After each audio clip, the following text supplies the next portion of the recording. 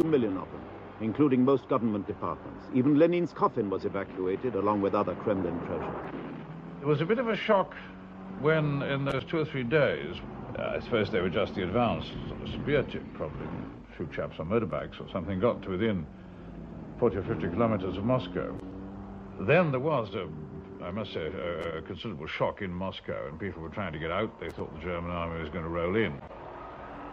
In fact, I should imagine from 16th of October to about 20th of October, an average citizen of Moscow probably expected that Moscow will fall within the next few days, and that was what the panic was about, really. People used just to stop top-ranking Secret Service officers and shout insults at them without any fear. In normal times, you couldn't do anything like that. These were the only times when probably a very weak force of Germans, if they would manage to drop a unit of some kind of parachutist inside, we would have real trouble. But while Hitler plotted his final attack on Moscow, Zhukov too planned an attack. But with what? He had already withdrawn as many troops as he dared from other sectors to defend Moscow. But there was one reserve the Russians had not yet touched, nor ever thought they would be able to. The 40 divisions of the Siberian front, among the best troops in Russia, trained to fight in winter conditions. Since June, they had been expecting a Japanese attack.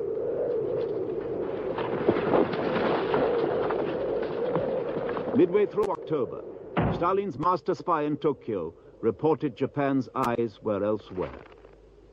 This time, Stalin believed his spies. He moved the Siberian divisions to Moscow. Even at this moment of crisis, Moscow took time off to celebrate the anniversary of the revolution, and Stalin showed himself to his people. We could say, in spite of all his shortcomings, that Stalin rendered a very great service to the USSR by that presence, because it showed two things. One, the Supreme Commander did not run away. Secondly, Stalin retained his nerve.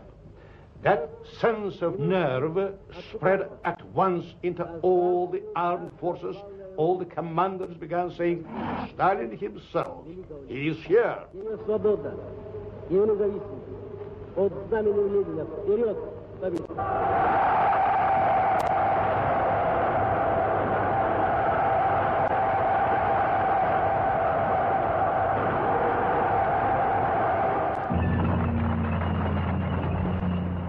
The ground had hardened. The panzers were able to roll again. On November the 26th, they entered Istra, just 30 miles west of Moscow. 4 days later, had taken Krasnaya Polyana, just 25 miles north.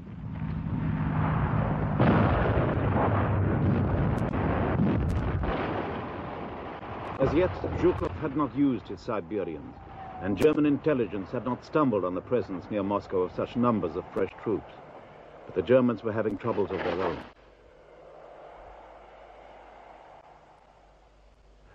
And one morning, it was finished with this. All was frozen. And the cars was sitting in the mud, frozen, and the tanks could not roll. And in this moment, my heart broke down. Temperatures were down to minus 40 degrees centigrade. Oil solidified in the sumps of lorries and tanks. The intense cold affected the soldiers, too.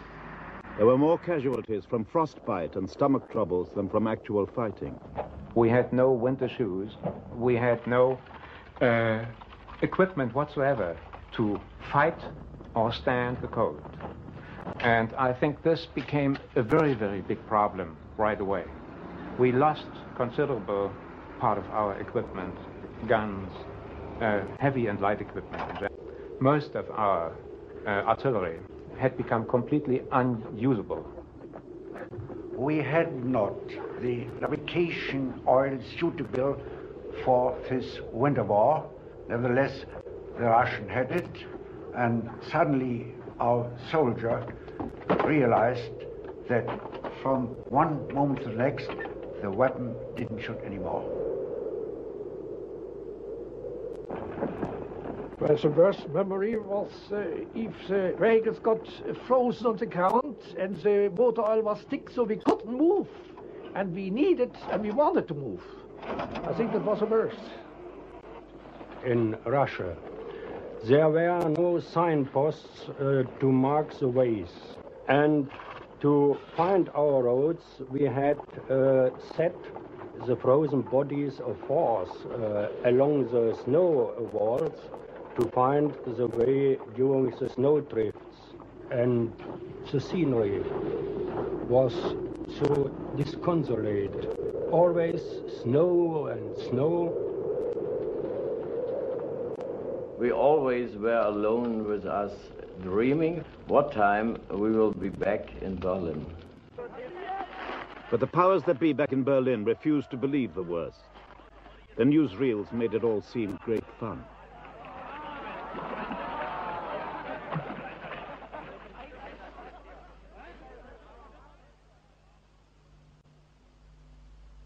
The reality was different. At that time, we had advanced almost 2,000 kilometers.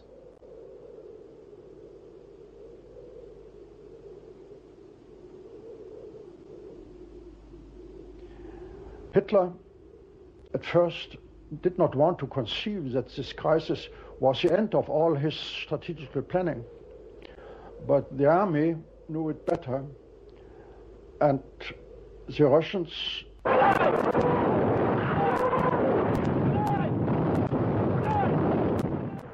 December the 6th.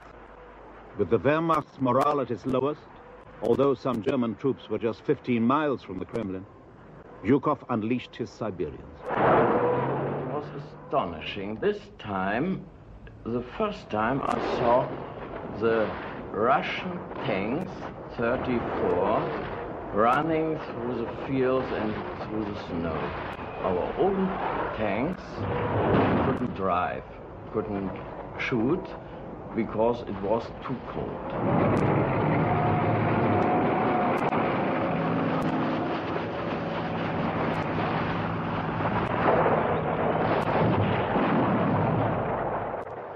When I wanted to go back, I met the Russians everywhere, and so this was the first impression that there was no victory anymore.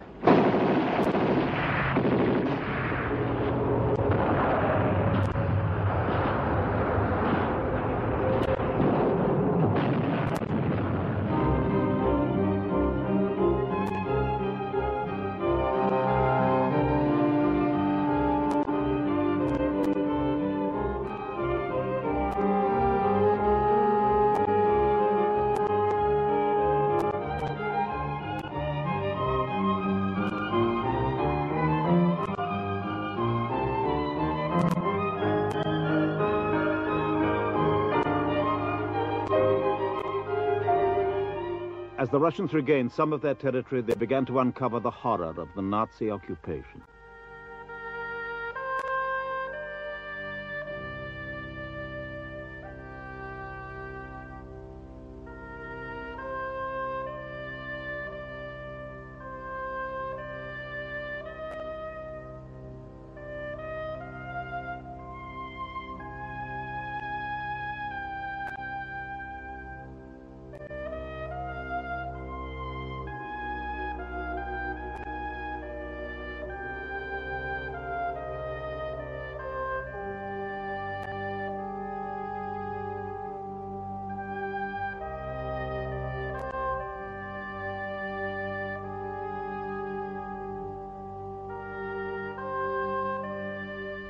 Comrade, kill your German became the catchphrase.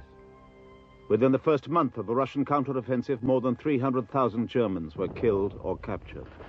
The worst memory of this retreat was a fear every day and every night to come in captivity. And we had seen enough of the enemy to know that in cases like that, prisoners were hardly taken.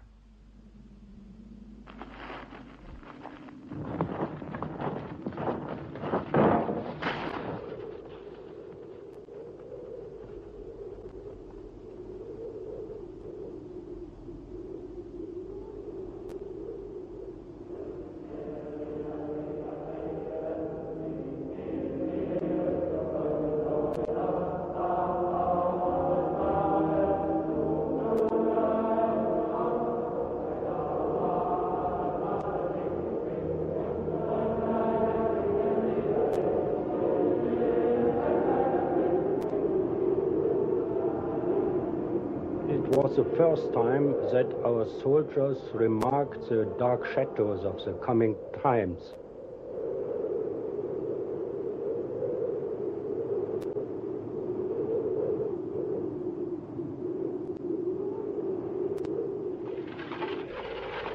When we must retreat from Moscow,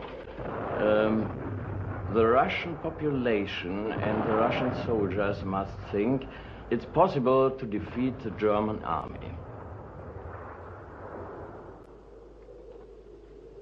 2 days after the Russian offensive began, the Japanese struck at Pearl Harbor. The war was taking a very different turn.